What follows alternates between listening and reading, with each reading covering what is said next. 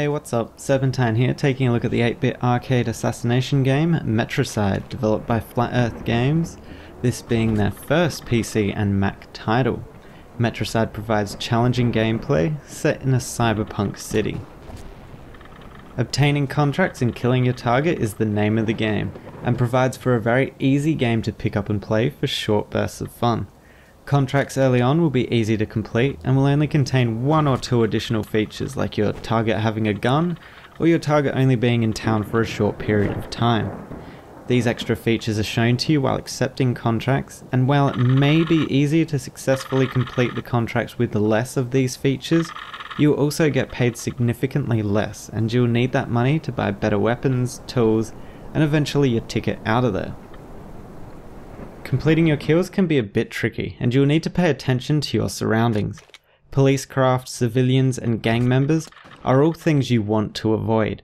If a civilian sees you killing your target, they will become a witness and report you to the police. Once reported, the murder scene will now have extremely deadly police craft patrolling around it, and it's best to avoid that area of the map until things cool down a bit, because the police don't mess around and will kill you.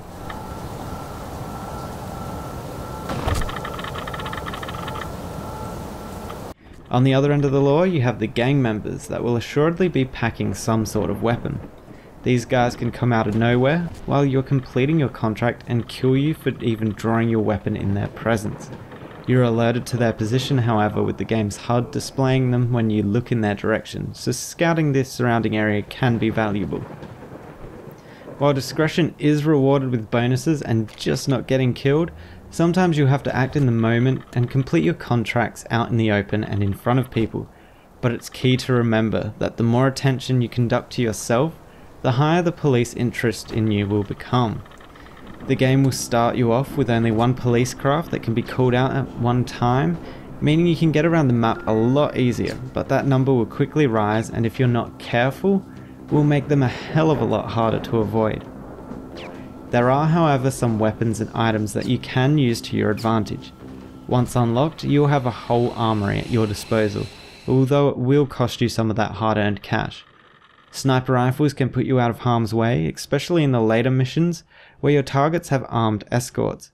Being able to shoot from the alleys without alerting anyone to your presence can be advantageous in these circumstances. If your target is surrounded by other people, why not use a lure to draw them into a secluded area so as not to draw attention? As you progress through the game's stages, new game elements will be added like weapon scanners and added unlocks for gear and your targets. These additional elements create an extremely hard and strategy-based game that keeps you adapting your playstyle to suit. For example, dropping your larger guns before going through a weapon scanner so as not to cause them to go off and alert the police to your presence. Additional features of the game include 3 alternate game modes, the first being a score attack mode where you will continue completing contracts for a high score until you die. Unfortunately for this mode, there are no online leaderboards, which I would have expected and would have been very beneficial for competitive players. Blaster only mode, where you only have access to the starting pistol and no other power-ups.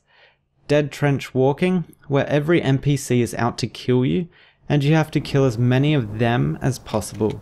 And finally, one chance mode, where if you die in the story mode, you will be sent back to level 1 and will be the hardest difficulty mode of the 3, with normal being extremely hard on its own. During my time with Metrocide, I did experience some unexpected crashes every now and then, which can be frustrating if you're close to completing a level's score objective. However, this issue may be fixed in the final release version. I'll probably annotate something in here to let you guys know if that changes. Something else I found a little disappointing was the environment design and non-existence of environmental features. A majority of the map is big dull buildings with a couple of neon coloured buildings in between. I would like to see some more interesting landmarks on the maps, especially given the cyberpunk theme, and I would have also liked to see some methods of using the environment to complete my contracts instead of just trying to search for an alleyway or just going on a rampage with the shotgun. Metrocide provides a really cool idea and presents it in extremely hard arcade style. However, the game could have done with some more detailing. While the core mechanics work great, it's the little things that could use some more focus.